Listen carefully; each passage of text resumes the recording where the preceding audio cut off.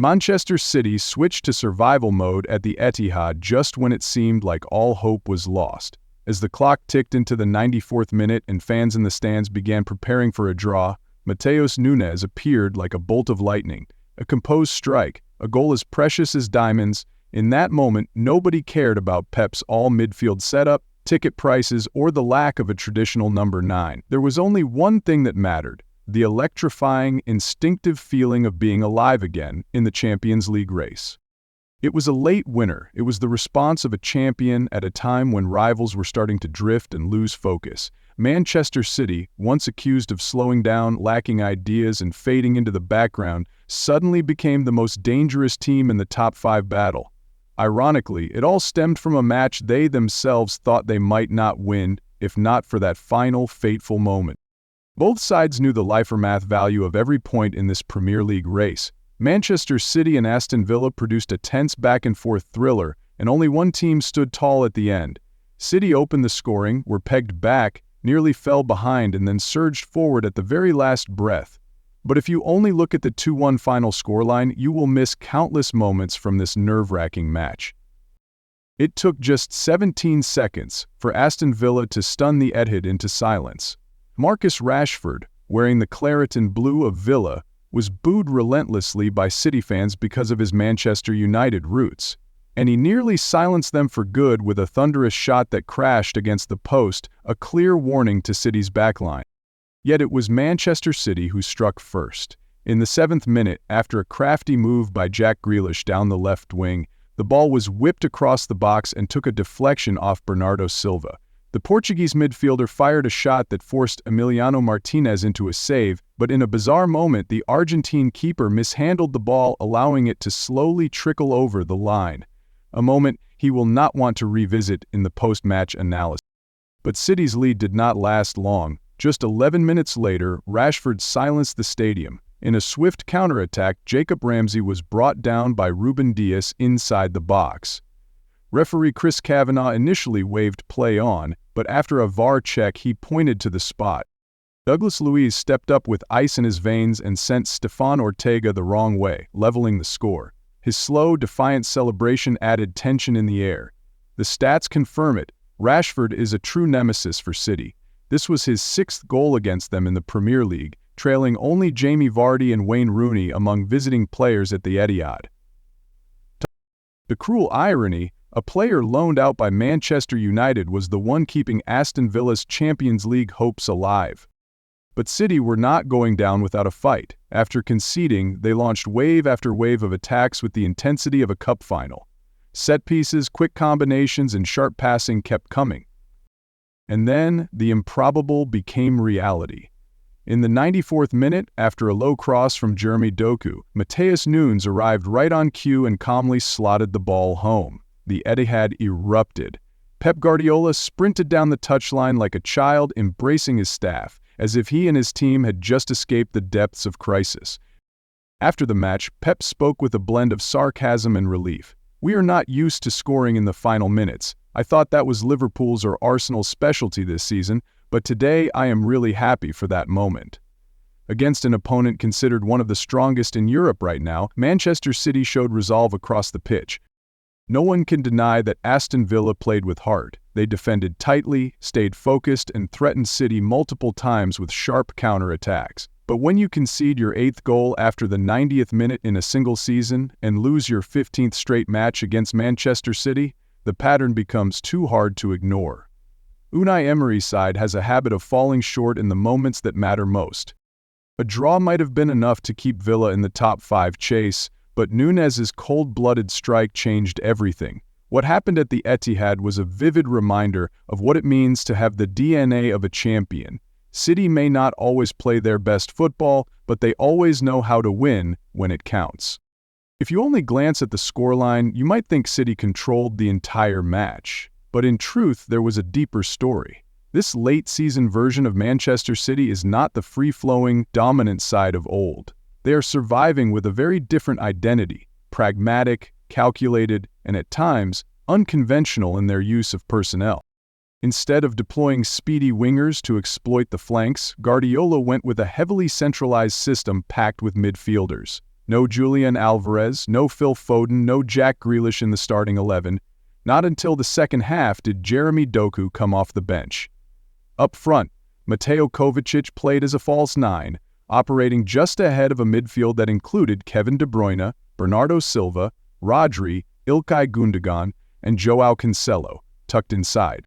On social media before kickoff, plenty of Manchester City fans expressed confusion and dissatisfaction with the starting lineup, but Pep Guardiola had his reasons. In a season constantly wrecked by injuries, control and safety were top priorities. And that midfielder-heavy system has been the key that helped Manchester City overcome tricky opponents like Brighton, Everton, Crystal Palace, and now Aston Villa.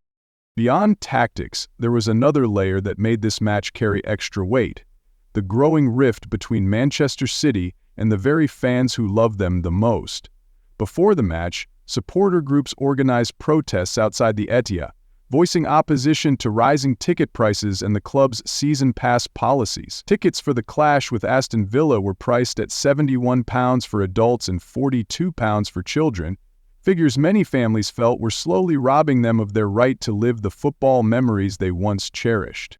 While the media shared heartwarming images of fathers taking their children to the stadium with captions like "Building Memories," outside the gates were signs carrying the exact opposite message: "Don't take Manchester City away from us." That contrast perfectly captured the current state of Pep Guardiola's team.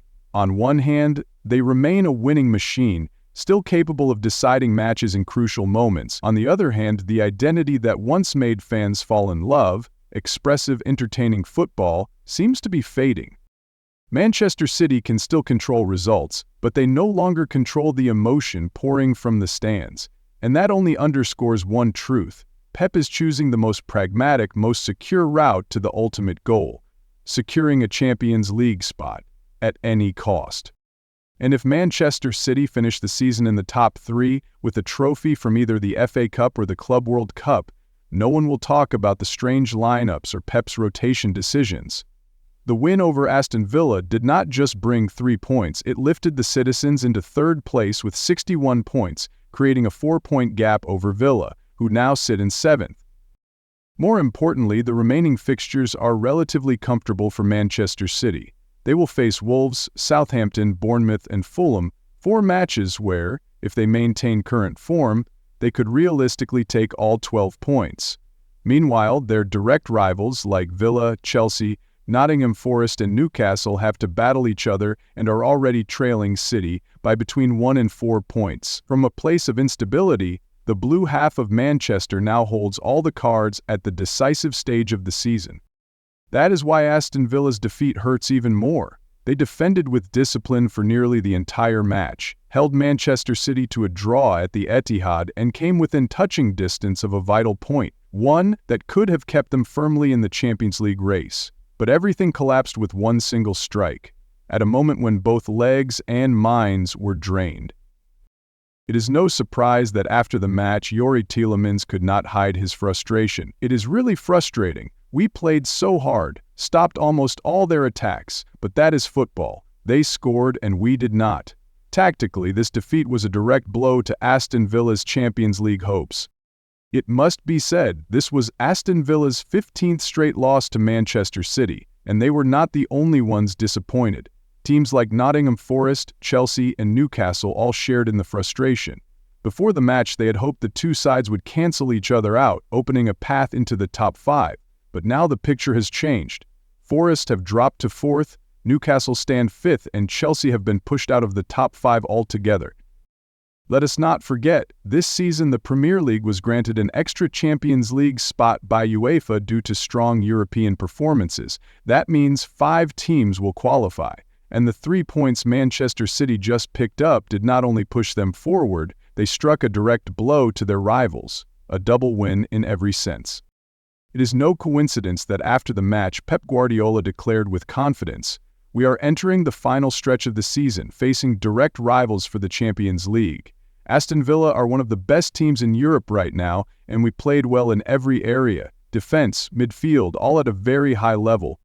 As for Matheus Nunes, the match winner, he could not hide his pride.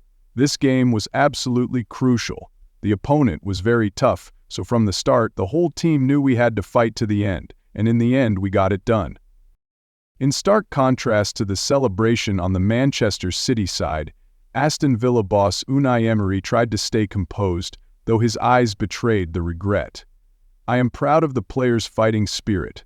Of course we are disappointed, but there is no time to be sad. The squad will rest tomorrow, and then we return with a positive mindset. Every competition is its own journey, and now we focus on the FA Cup semi-final. This victory did not just give Manchester City 3 points. It proved one crucial fact. They are still the team that knows how to survive when it matters most. They may no longer explode with the brilliance of past seasons, but their composure and killer instinct remain razor-sharp. With a favorable schedule ahead, confidence high, and momentum back on their side, if Manchester City end up in next season's Champions League, no one should be surprised. This may be the same old champion, but they never forgot how to reclaim the throne.